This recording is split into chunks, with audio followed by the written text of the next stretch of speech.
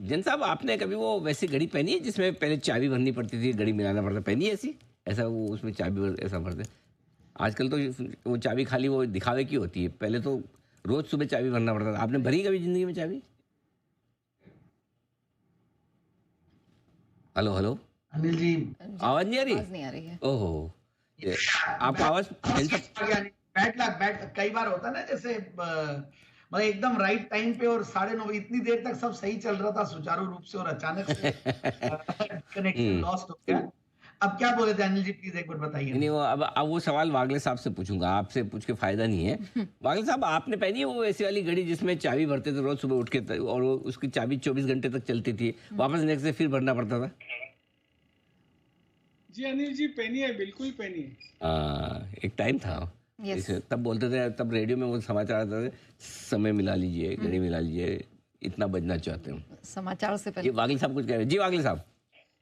अनिल जी, आप घड़ी की बात छोड़ दीजिए, इंसानों को भी चाबी देनी पड़ती है, नहीं है? ये तो मेरे से ज्यादा कौन जानता है, रोज कितने लोगों की भरनी पड़ती है।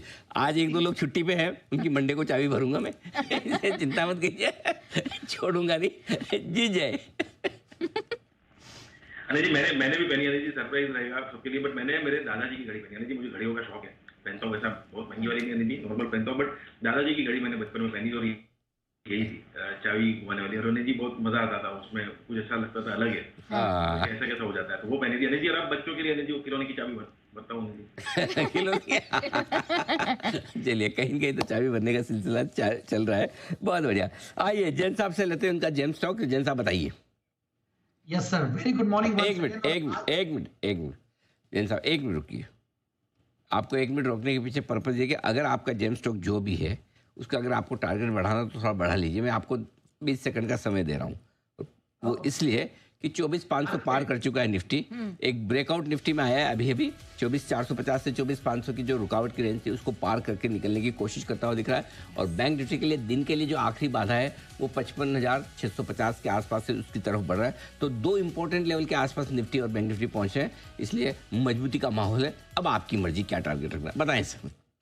बिल्कुल अनिल जी, निफ्टी तो चल गया, मगर हमारा जो इंडेक्स है स्मॉल कैप 100 वो थोड़ा ढीला चल रहा है, बट वो भी नेगेटिव से पॉजिटिव आया। और पिछले कुछ दिनों से देखिए, हमने देखा कि मैं भी शुरुआत में भी बोल रहा था कि निफ्टी मैनेजमेंट हो रहा है, निफ्टी चल रहा है, निफ्टी के स्टॉक्स चल रहे हैं, but somehow mid cap small cap में थोड़ी सी सुस्ती है, बिकॉज रिटेल इन्वेस्टर्स थोड़े से पैनिक कर रहे हैं। थोड़ा सा हो सकता है कि मार्च के लोज देखने के बाद, फरवरी के लोज देखने के बाद करेक्शन में प्रॉफिट बुकिंग भी कर रहे हैं। बट एनीवेज, ऐसा कुछ भी नहीं है, हम तो कैप एग्नोस्टिक है। और कई कंपनियां, जो आज भी जो कंपनी लाया हूं, भले ही वो स्मॉल कैप में हो, मगर वो कंपनी इंडिया की लार्जेस्ट पंप मैन्युफैक्चरिंग कंपनी है, और वो है किर्लोस्कर ब्रदर्स लिमिटेड।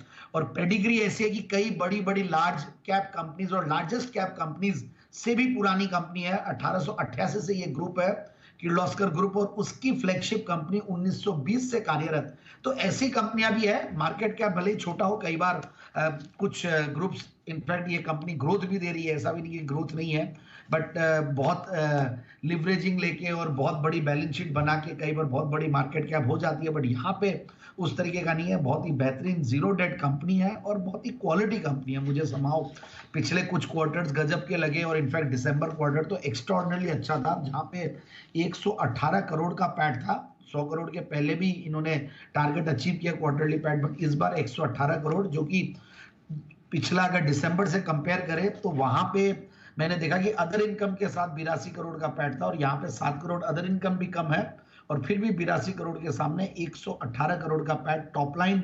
1144 करोड़, तो मार्जिन बढ़ के आई है। ये सारी चीजें बहुत बढ़िया लग रही है मुझे।